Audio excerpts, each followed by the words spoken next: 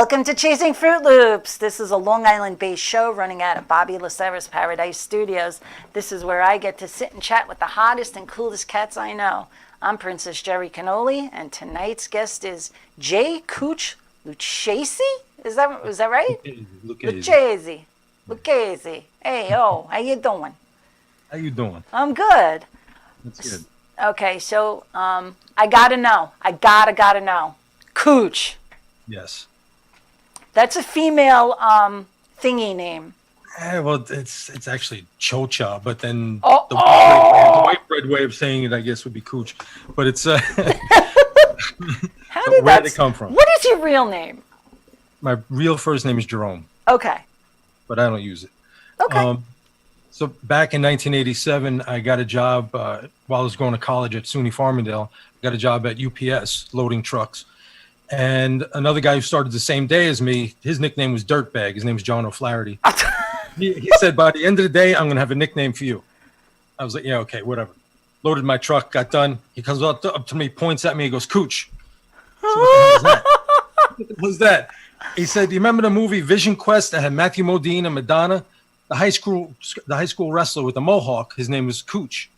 I said, okay. If you say so.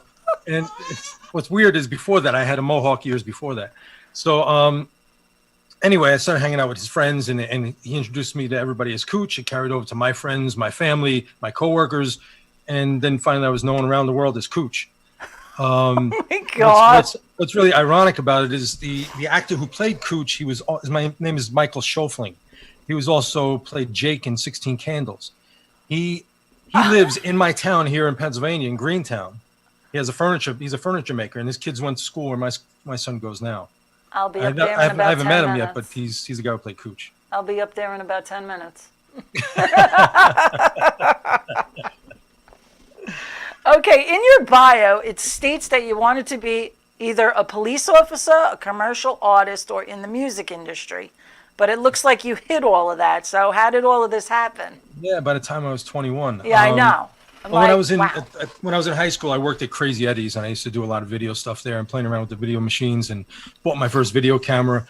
Also, when I was in school, I was in the criminal justice class, and we were doing mock trials, and I would always go down to the AV room to get the video cameras to film the trials, and I just really enjoyed it. So I started my own video production company called Law and Order Video Production back then, before the TV show Law and Order. Right.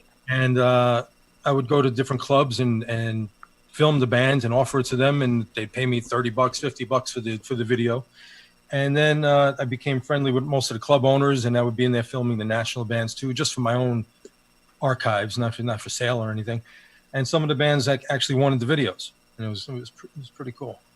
At the same time, I was bouncing at different clubs like Sparks and oh my God, that's Deer Park. Yeah. Wow. And that's where I became friends with Fingers. So I used to go down to Fingers Metal Shop and help out, and not as a paid job, but just as friends. And I guess for about 4 years, I was doing like a production assistant, I guess, and I would film all the interviews with the different artists. And that went on for about 4 years. But then I think for at least 25 years total, on and off, I was working with the show in different capacities. Even from up here, I would be on video chat, and while he's on the air, and I'd be doing the website and things like that. Wow. So one of the artists that came into Fingers Metal Shop one day, now growing up, I was a huge Twisted Sister fan. And I used to have their logo. I drew it on my pants, going to the concert at Radio City. And I pull up one day with my friend Charlie Tuna, who used to help me out. And Charlie Tuna. Yeah. Oh, yeah. And so we look at the back of WBAB, and I see this guy with this big blonde hair. I said, Charlie, that's Steve fucking Snyder.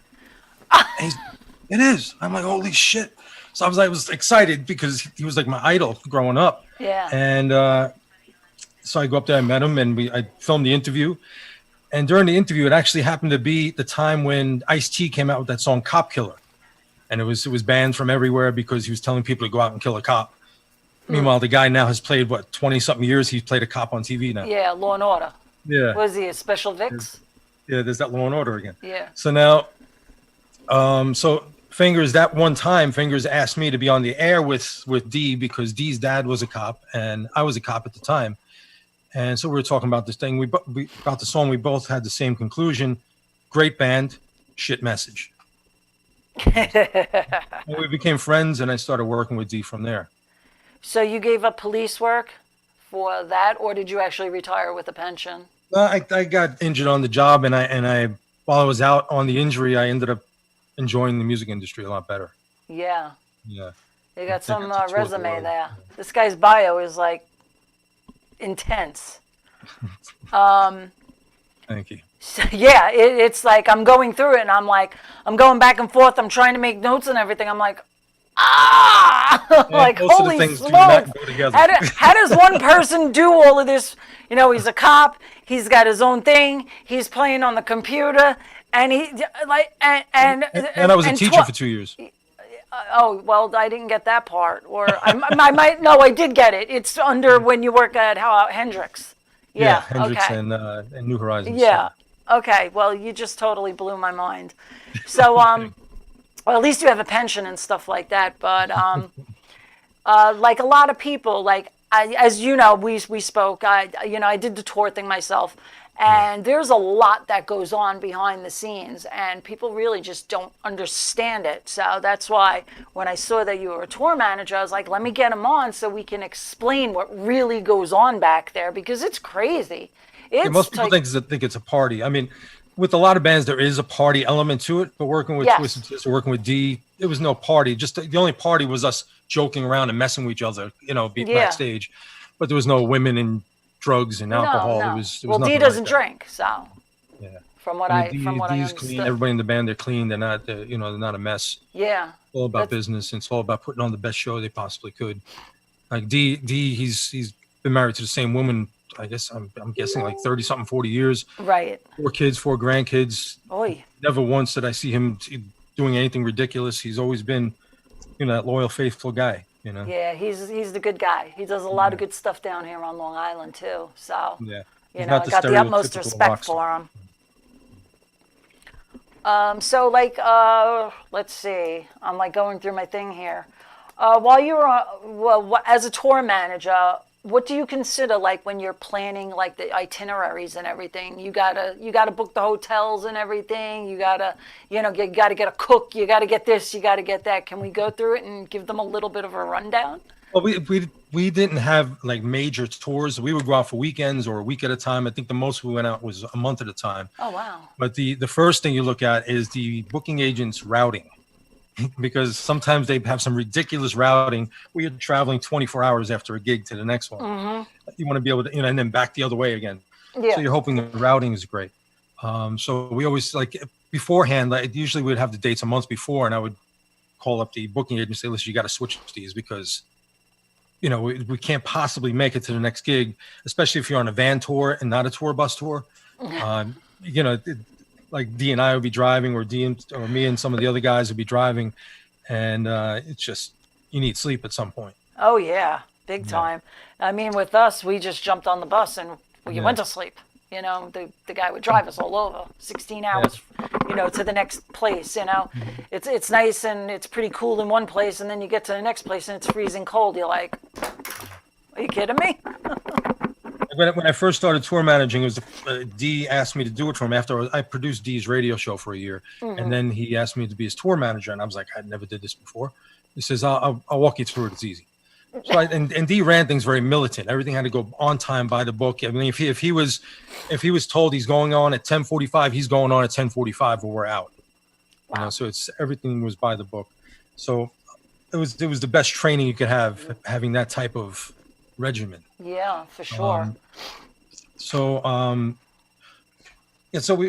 there was a lot of making sure everything was on time, making sure the money was paid before he went on stage, because we had an incident on Long Island before I was his tour manager where he went on stage and they took off with the money.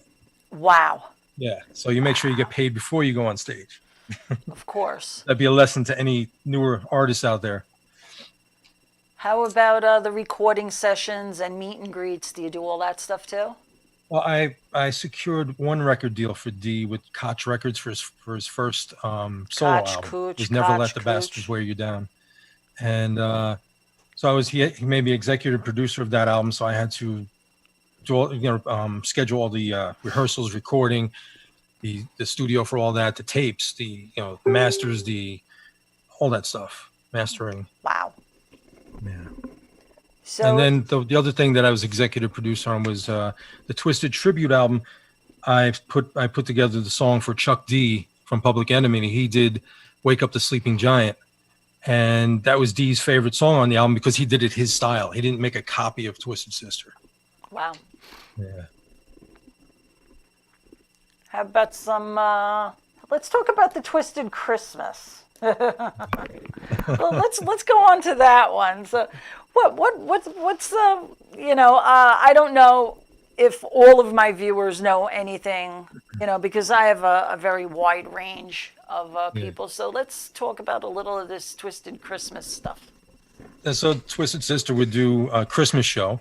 I'm pretty sure it stemmed from the fact that We're Not Gonna Take It has the same exact melody as "Oh Come All You Faithful," and so he made that song sounding exactly like We're Not Gonna Take It. They put together a Christmas album, and then they decided to start doing shows around the holidays. And they would do it at, I guess at one point it was called the Best Buy Theater, then it became Nokia Theater, or vice versa. And the first time they did the show there, Mick Foley, Mankind the wrestler, played Santa. And he did a pretty straightforward Santa. So, wow. And I think Lita Ford got up that night and did a song with Dee. And then the next time he wasn't able to make it, so they asked me to do it. Oh no! So I threw on the beard and the hat and the coat. I said, I'm not putting pants on. And I surprised them because now they had a toy machine that all the band members would come out of. Like elves were pouring stuff into this toy machine, and then out would come Mark Mendoza, or out would come AJ Pero, or one of the different band members. And then Dee came out with a Santa outfit on a sled, and on a sleigh, I think you should say. And then at some point during the night, I was cued to go into the toy machine, and all of a sudden I'm like, ho, ho, ho, Merry Christmas. And you just hear my voice, and they open up, the elf comes out, opens up the toy machine, smoke comes out, and here I come, Santa, and I had no pants on with big combat boots. Of course, I hope you had some type of it was underwear underneath the coat, but you couldn't tell. So I just added that little bit of shock value. The band had no clue, and Dee is so amazing at ad-libbing, and he just, turned it on when he saw I had no pants on. Oh God, I can imagine what came out of his mouth. Yes.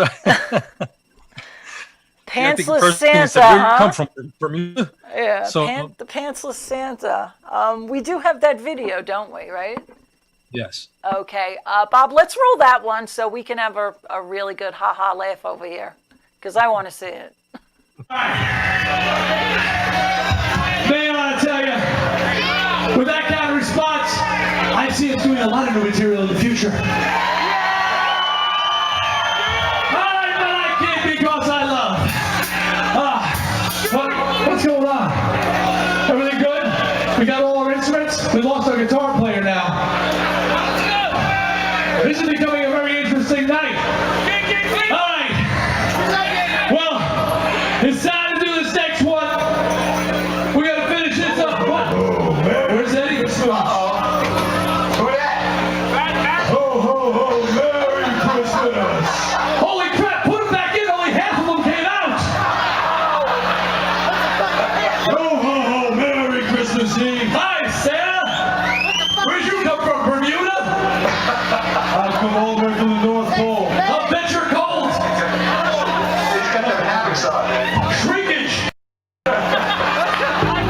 You would think Santa would suffer from that, but he does. Yes, Santa. Then why are you here? To find out what the members of Twisted Sister want for Christmas. Well, gee, Santa, I don't know what the members of Twisted Sister want for Christmas. I think you'll have to ask them. AJ, what is it you want for Christmas? Definitely not to look like that. That's the latest thing in the North Pole, you know. Everybody's wearing them. Yeah, I kind of gave it a lot of thought this year. I'm going to kind of go a little bit combat. You think maybe a tank? Make sure you have a tank. Yeah. He wants a tank. Yeah. Got it. This way we can give tanks every year. I'd move on if I were you, Santa. All right, okay, thanks. Oh, what about him over there? Mark Piano Mendoza. What is it you want for Christmas? You know what? You know what I want for Christmas? A different Santa Claus. One that comes fully dressed. Back off, little Santa. Back off. That's hard. Stranger danger! Stranger danger! Okay? I want a Santa that's fully dressed. You're fired. See what they want. Maybe they're friendlier. How many fingers, OJ? What is it you want for Christmas?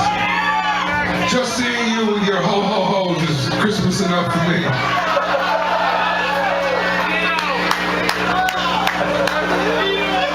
JJ, what is it? I know that Jets and Giants fans got what they wanted this weekend. Yeah! I gotta tell you personally what I want. I just really want the Mets not to suck next year. Spoken like a true fan.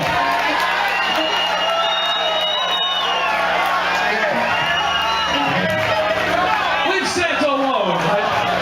I don't want to see any more of Santa than I've already seen. He said, you know what it's like to be down there? Peter, just squat a little, Santa. Okay, I'll run interference, Santa. Yes. What's up, Santa? Indeed, what is it you want for Christmas? Well, Santa, I really feel ashamed to even ask. I'm so lucky. I have so much. Look at this. I've got all these fans who are here to see Twisted Sister tonight and celebrate the holidays, family and friends, and this band. I feel ashamed to even ask. Well, if you insist, I'll tell you. I'll whisper it in your ear. All right. Shh. I'll tell him. You're ruining the whole thing like nobody knows what I'm going to say. Santa, what I want for Christmas?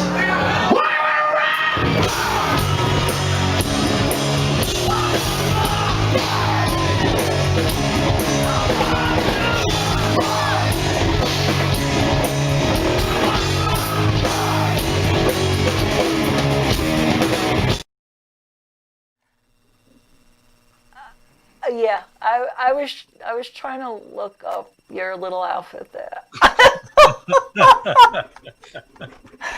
Yeah, you got me. You got me. When you said a pantsless Santa, I was like, okay, maybe he's got like some boxers on. No, it was a little shorter than the boxers, kids, but that's show business there.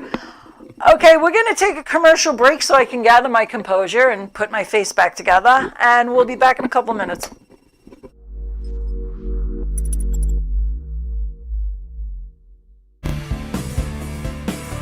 ALJ Service Center, 2100 Belmore Avenue in Belmore. Ray and the crew have an outstanding reputation in the Belmore community, built by hard work, honesty, and professionalism. ALJ specializes in computer diagnostics for today's modern automobiles. Whether it's domestic or foreign, ALJ assures your vehicle is at peak performance when it leaves. ALJ also offers expert restoration and repair on vehicles as well as antique, classic, and muscle cars. Call ALJ for your automotive needs. 516-409-4433. Once again, that number is 516-409-4433.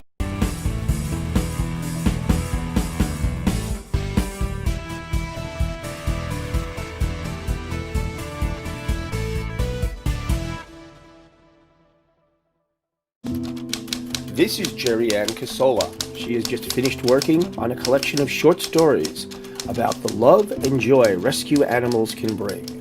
Each chapter contains a message about how people should and could be kinder to animals. The book is rated G, meaning family friendly.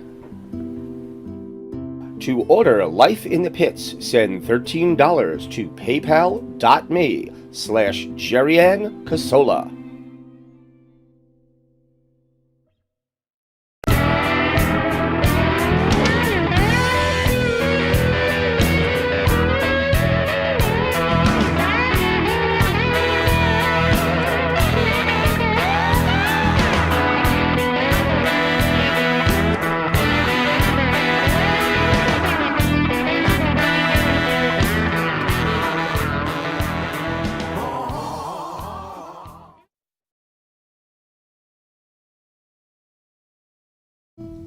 Pit of Our Souls, a nonprofit animal rescue that deals primarily with pit bulls but will never turn away any dog, no matter what breed or size. Their primary focus is not only to rescue and rehome those in need, but to educate and rehabilitate to prevent the cycle from continuing. Pit of Our Souls offers boarding, training, and as much assistance as possible to those in need. Call Pit of Our Souls 516-308-6221 or check out their website www.pitofoursoulsrescue.com.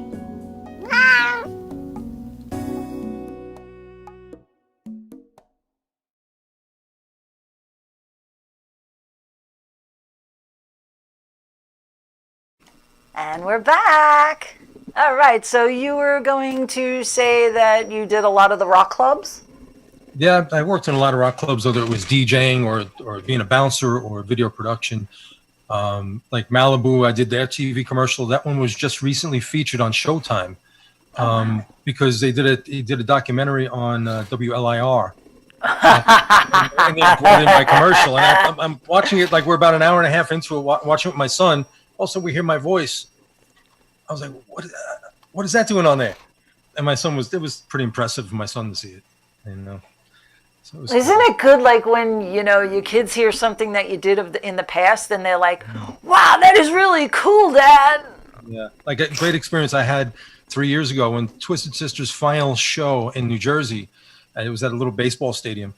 At least 3 different adult men came up to me and they said, when I was a kid, you got me backstage to meet Dee, and I really appreciate it. I've been such a big fan forever. And I mean, right in front of my son, 3 different people did that, and it felt good that that these people remembered that I took care of them.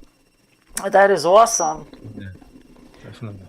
So, has anybody been unhappy with any of your deals?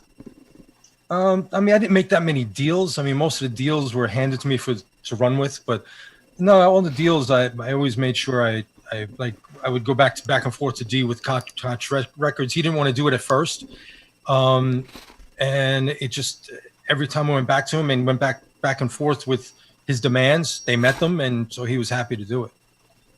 Yeah. Has anybody have gotten fallen ill right before a show? I don't want to name any names, but there'd be times when somebody gets an upset stomach and they have to be in the bathroom, but. So you could get them some Imodium or whatever you have to get, and so they can make it through the show.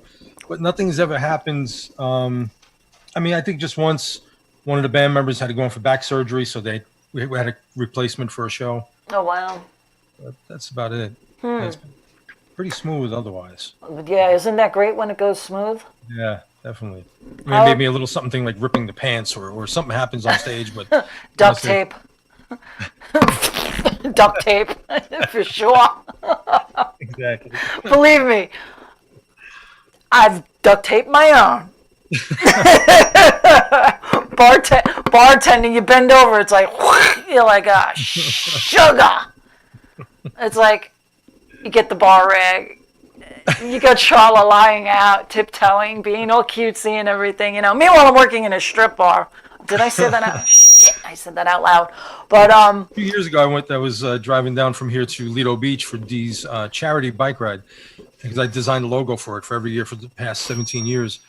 And I'm going down with my son, and I step out of my car wrong. I guess my shorts were hanging a little bit low, and the crotch ripped out of them. Oh God! I got to spend a whole day like this. I had to find a Walmart real quick and buy a new pair of pants.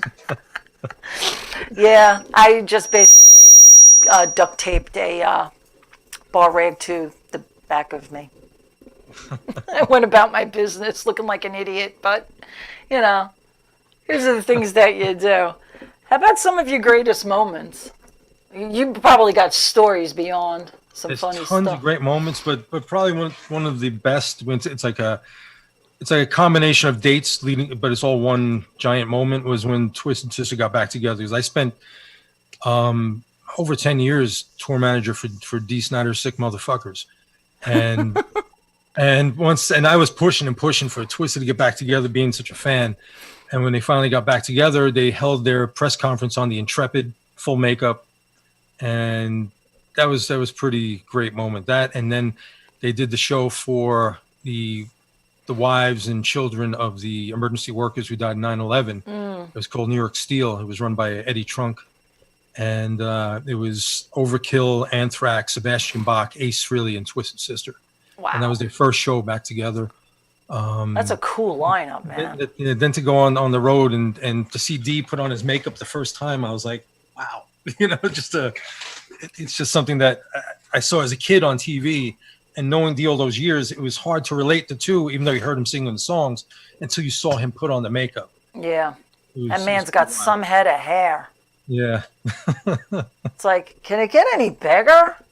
As a matter of fact, I worked, well, since you mentioned the bike runs, I worked for Full Throttle magazine since 2004 till I just handed in my last couple of articles.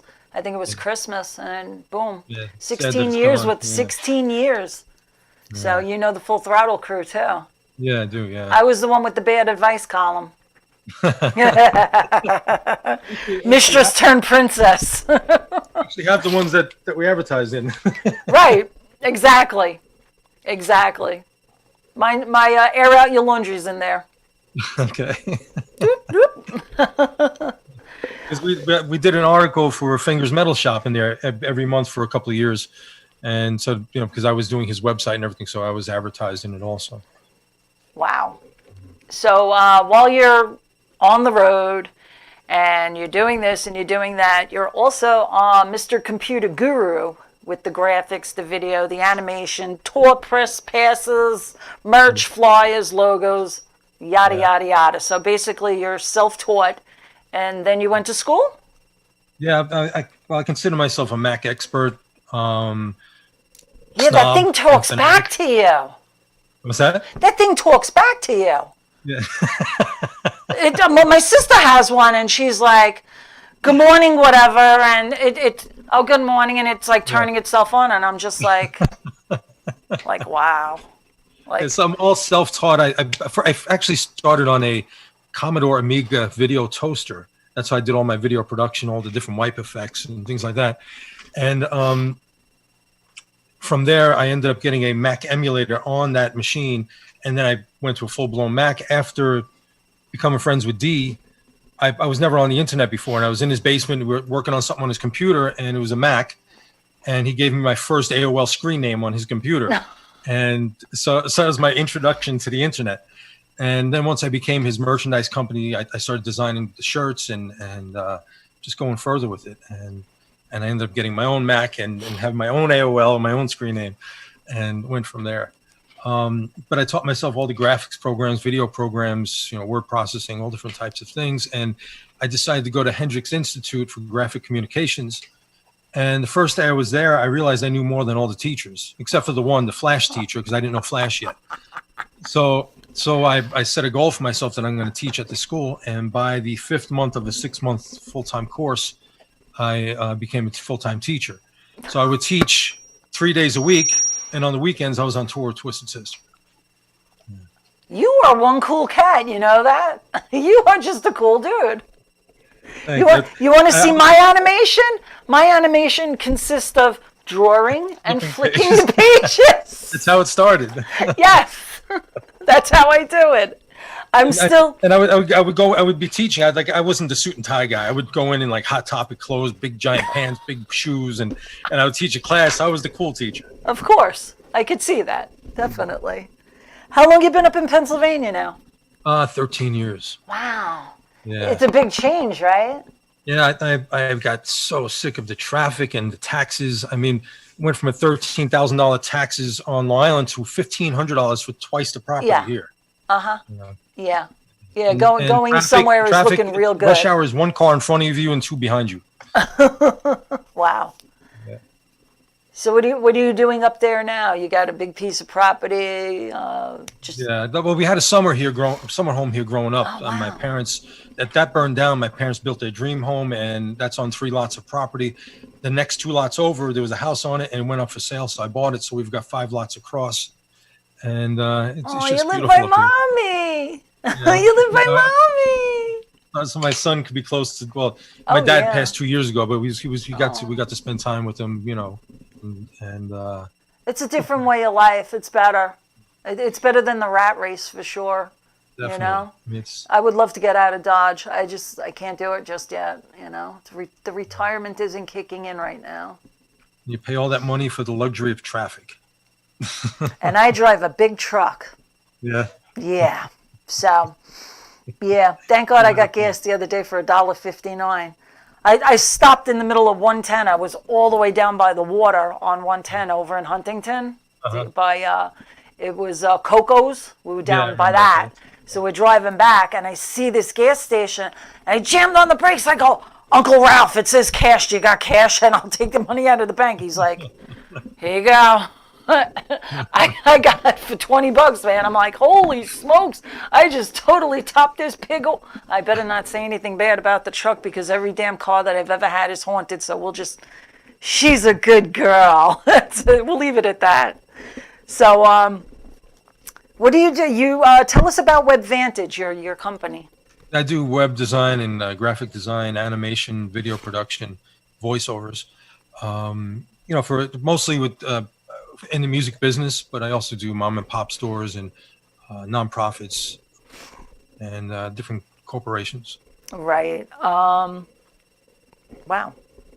I just totally lost my train of thought. Go design. So, any big webs that you do?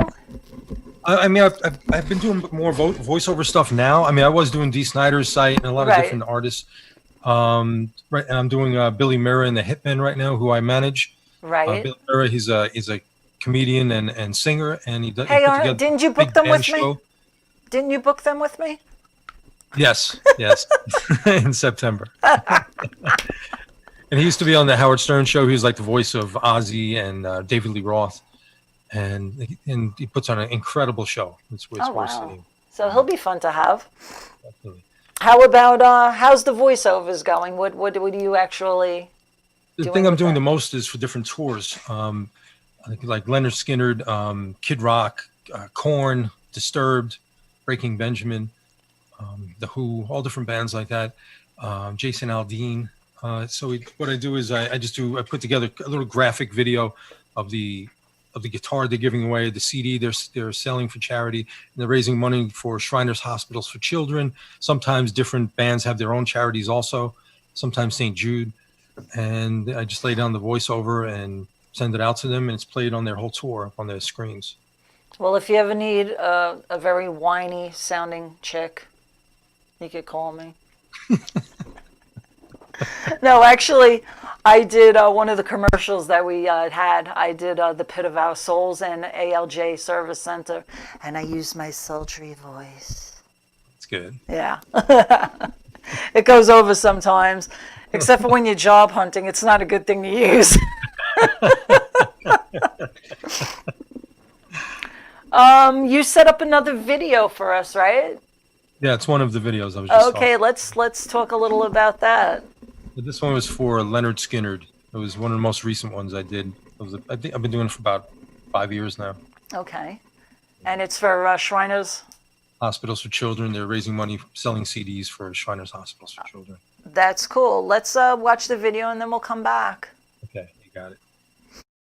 Good evening. Tonight, Leonard Skinner is running a special program to raise money for Shriners Hospitals for Children and the Skinner Foundation. Volunteers are selling Leonard Skinner's Last of the Street Survivors Farewell Tour Live double CD plus DVD set for just $20. Every CD purchased enters you into tonight's drawing to win this guitar signed by Leonard Skinner. One number will be posted on the screen after the show, and that winner must be present. 100% of the proceeds will benefit Shriners Hospitals for Children and the Skinner Foundation. The Shriners operate a network of 22 hospitals for children specializing in orthopedic and burn care, regardless of the family's ability to pay. As Shriners, our sole purpose is to support our hospitals. Good luck and enjoy the show.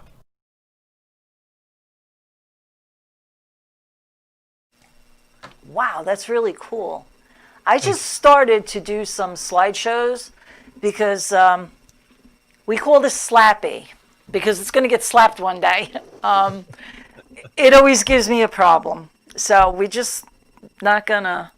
I've been doing some slideshows over on my phone, and I find out that they get us some good attention, you know. But Yeah, yours is just like, wow, this is really cool. It's really cool. So you're raising money for Shriners, and all that money basically goes to help those children, right? yes, yes. Yeah, because they see those late night commercials, Yeah. and it's like, They're I'm pretty looking. amazing commercials, right? Yeah, the Shriners Children Hospital, and you got the kids coming out, and I'm like, I got my pillow and my Elmafant, and I'm like all snuggled up, and I'm like, I just want to donate. And it's like, and that's what it's supposed to do, but you know, you can't bang me like twice a week. You know, it's getting to be a little pricey here. But that's really cool. Another one of the bands I do a website for is a Long Island band called Dead Superstar. I And never heard of them. Another great band, yeah, deadsuperstarny.com. No, you can book them too. Yeah. We'll okay. talk later. You got it.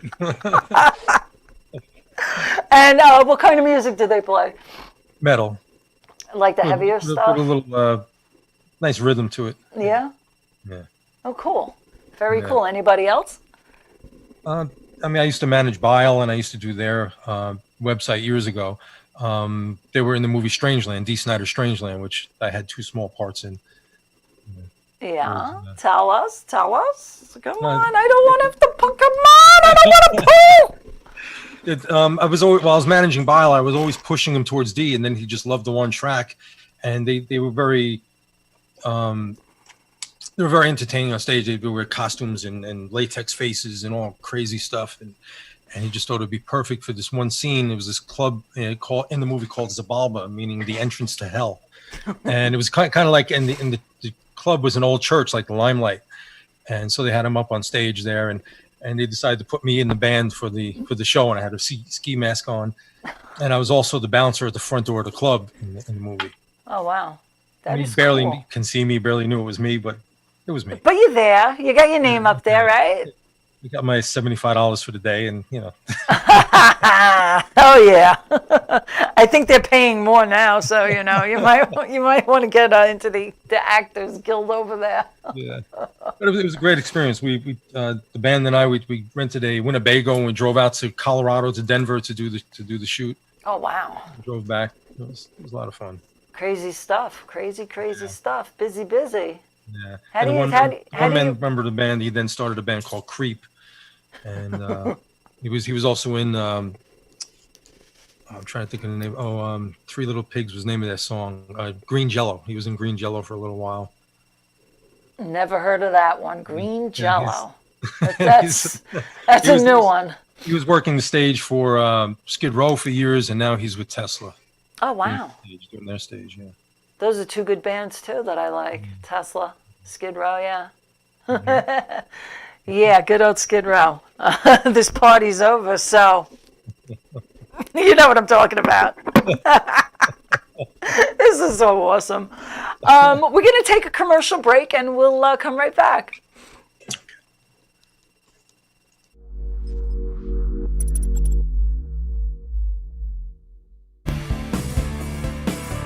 ALJ Service Center, 2100 Belmore Avenue in Belmore. Ray and the crew have an outstanding reputation in the Belmore community, built by hard work, honesty, and professionalism. ALJ specializes in computer diagnostics for today's modern automobiles. Whether it's domestic or foreign, ALJ assures your vehicle is at peak performance when it leaves. ALJ also offers expert restoration and repair on vehicles as well as antique, classic, and muscle cars. Call ALJ for your automotive needs. 516-409-4433. Once again, that number is 516-409-4433.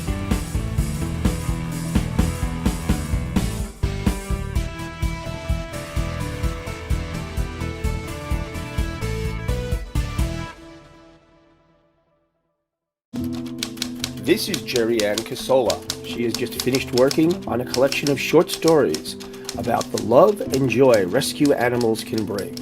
Each chapter contains a message about how people should and could be kinder to animals. The book is rated G, meaning family friendly. To order Life in the Pits, send $13 to paypal.me/Jerrianne Casola.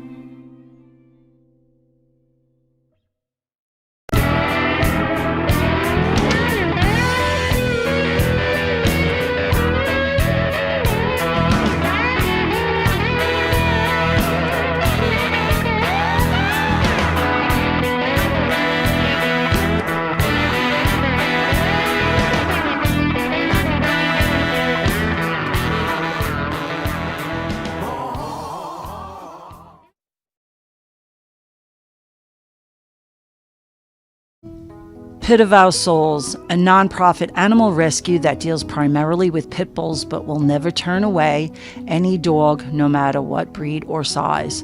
Their primary focus is not only to rescue and rehome those in need, but to educate and rehabilitate to prevent the cycle from continuing. Pit of Our Souls offers boarding, training, and as much assistance as possible to those in need. Call Pit of Our Souls 516-308-6221 or check out their website www.pitofoursoulsrescue.com.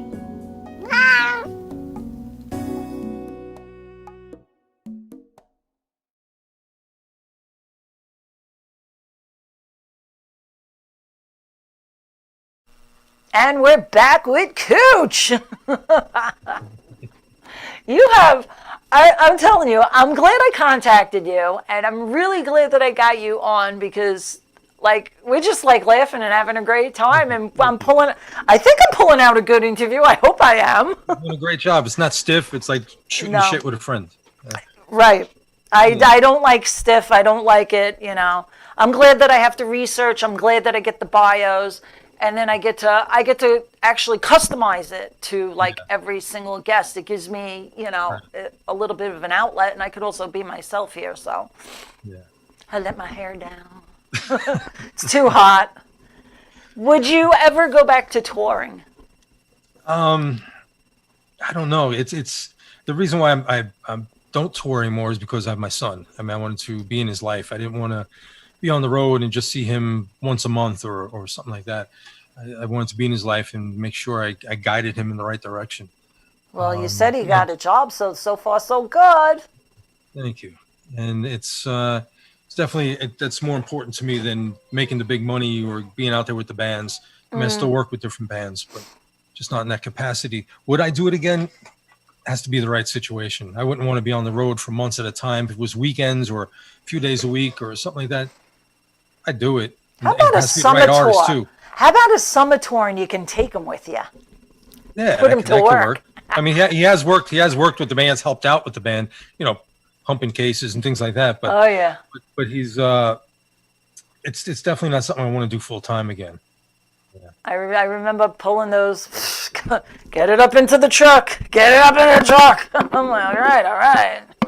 I've turned down some major artists because they're into drugs and things like that, and I don't want to be on a tour and babysitting a drug addict. Yeah, no, it's not fun.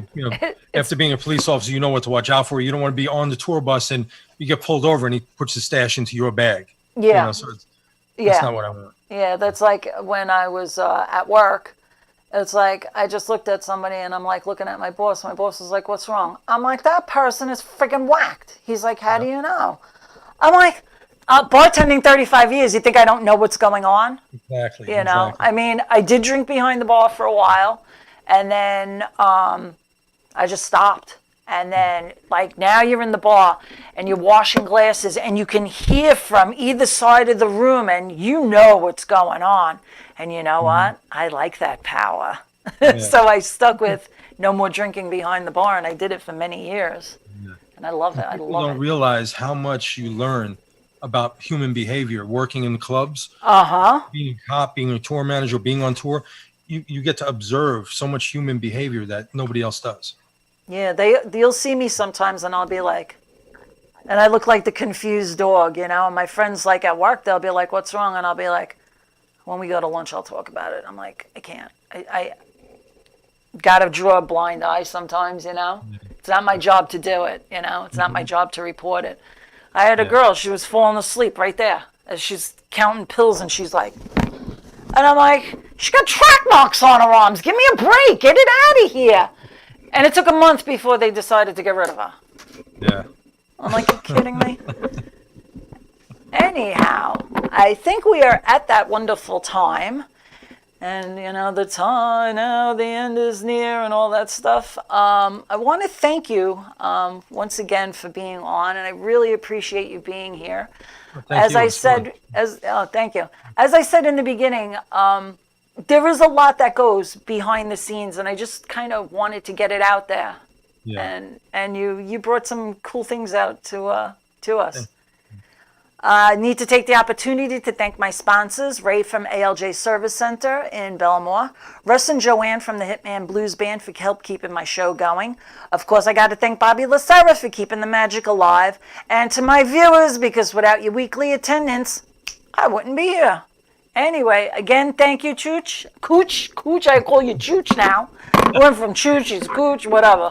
Cooch, thank you again for taking your time out. I really appreciate you being here. Thank you for having me. All right. Have a great night, everybody.